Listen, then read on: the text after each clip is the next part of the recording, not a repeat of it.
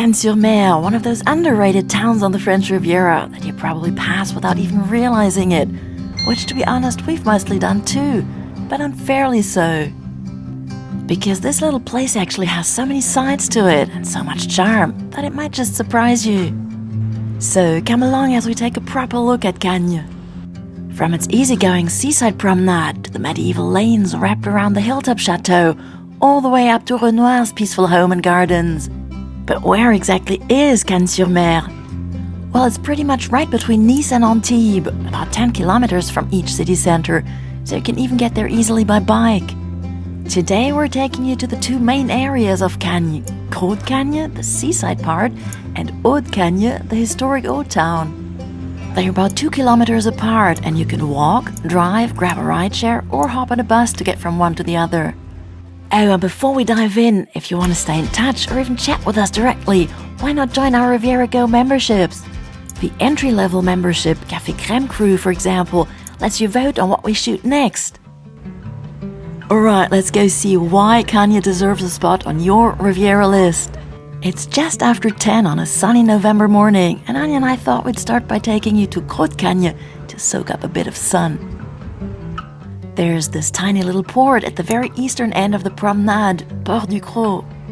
On one side, you've got the local sailing school, sitting right on the pebbly beach. That'll probably remind you of Nice.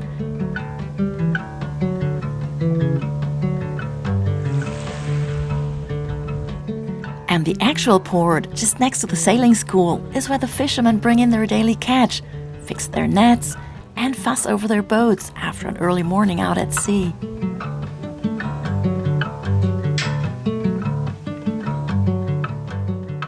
And well, if this makes you think fresh fish, you're absolutely right. Just across from the port, at the 𝗙𝗏𝗏𝗏𝗏, you can buy whatever ended up in the fishermen's nets that day. Every morning, all year round, except Mondays.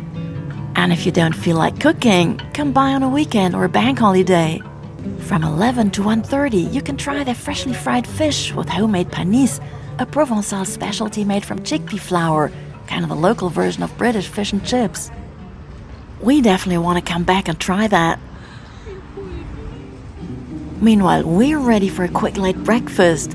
And literally just a few steps further west, along the long stretch of promenade that's one of Cagnes' best features, we stumble upon this cute little beach shack called Poisson Bulle. They've got pretty much everything you could want, from breakfast to lunch, every day from 8:30 to 5 p.m., except Tuesdays or when the weather's really bad, as Jean-Christophe, the owner who opened the place with his wife just last year, tells us.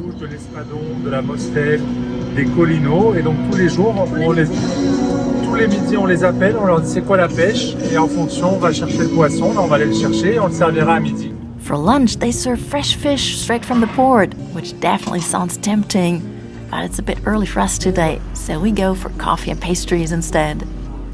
God, it's so nice and warm in the sun. We could honestly stay here forever. And it's so fun just people watching. Some are even swimming. That big building behind them is Marina Baie des Anges, by the way, the one you always spot when you're flying in or out of Nice. Others are out on the water too, with or without an engine. And it's absolutely the perfect time of year to just relax on the beach. So yeah, we would have loved to stay a little longer, but there's so much more to see. Time to stroll along the promenade.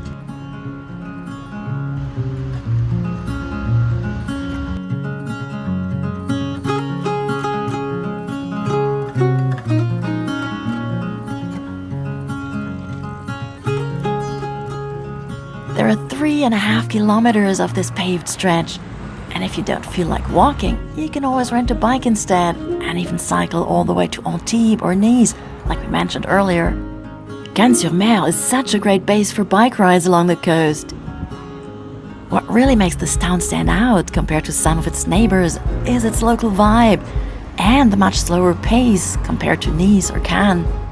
And as you've probably guessed by now, it has a great seafood scene around Cros-de-Cagnes, which used to be a fisherman's village.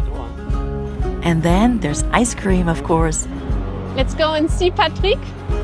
We used to come and get ice cream here when the kids were younger.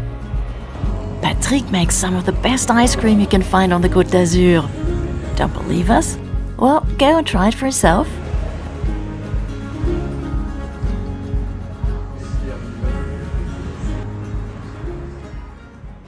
Now, follow us on a quick little detour to a parallel road just a few steps inland, the Allée des Villas Fleuries, which literally means Alley of Flowered Villas, as you can probably tell.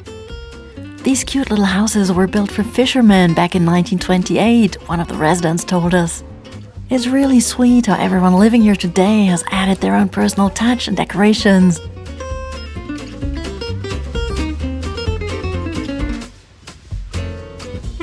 Also, take a bit of time to wander around this neighborhood, just behind the yellow chapel you saw earlier. It's so calm and peaceful, with colorful houses and flowers everywhere, and locals soaking up the sun. Well, at least in November, it's mostly the locals.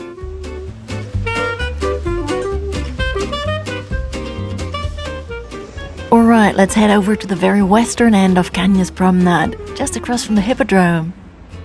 This is where there is even more space for all kinds of sports, and if ever you come to the Côte d'Azur with your dog, over there is a beach for dogs, one of the very few ones that are around here.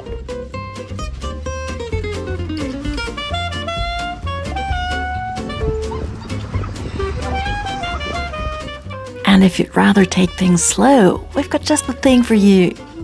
We grabbed a rickshaw from Rosalia's right on the promenade and went for a fun little ride.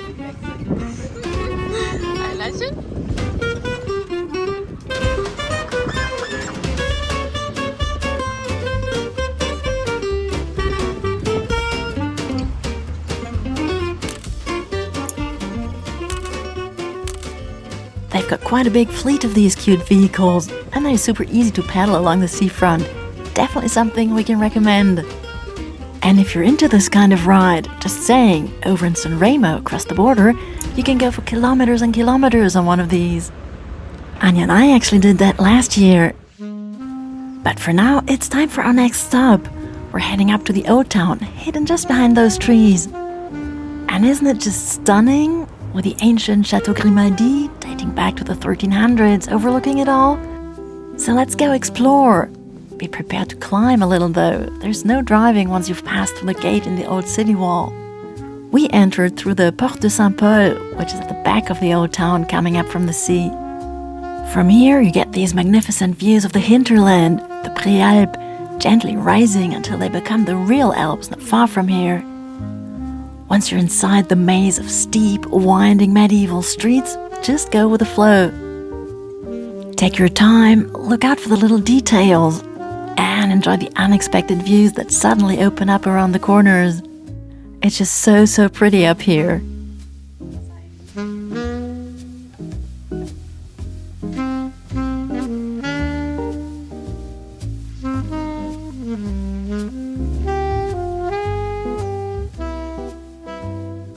Now we're reaching the highest part of the old town, the square right next to the chateau, called, surprise, Place du Château. It's mostly in the shade now, and it's not even 3:30 in the afternoon, but hey, it's November. Still warm enough to sit outside, play a round of pétanque, and take in those views one more time. This square is perfect for breakfast or dinner in summer, and for lunch or a quick coffee in the cooler months. And if you feel like stepping inside the chateau, go for it. It now belongs to the town and houses an olive museum, portraits of French singers Suzy Solidor, and these beautifully painted Baroque ceilings.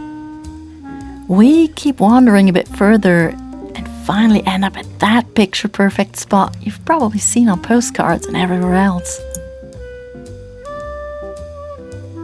That's it for the old town. And before we take you to our final stop, here's a quick insider tip.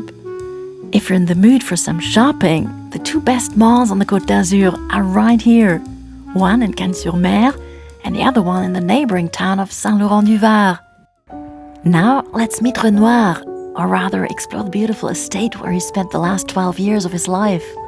He settled here at l'Écolette in 1907 in a charming house he had built for his family. Since 1960, it's been open to the public as a museum. Pierre-Auguste Renoir, of course, was one of the most famous Impressionist painters of all time. Born in 1841 in central France, he became known for his vibrant use of color and his love for capturing everyday life and joyful moments, often painting people, landscapes, and gardens just like this one. And wow, Renoir's garden is stunning. Rows and rows of ancient olive trees, few tall cypresses, and little daisies everywhere. Anya and I couldn't get enough of the views. Looking west, you catch glimpses of the old town. And to the south, the deep blue sea stretches all the way to the horizon. Absolutely breathtaking.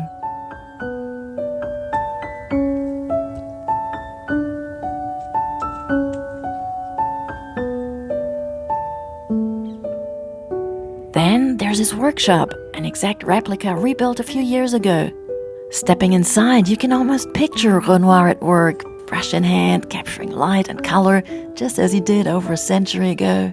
There's also a small interactive exhibition inside, which makes it even more fun to explore. And the main house? Yeah, we'll have to come back for that one. They were closing just as we wanted to enter.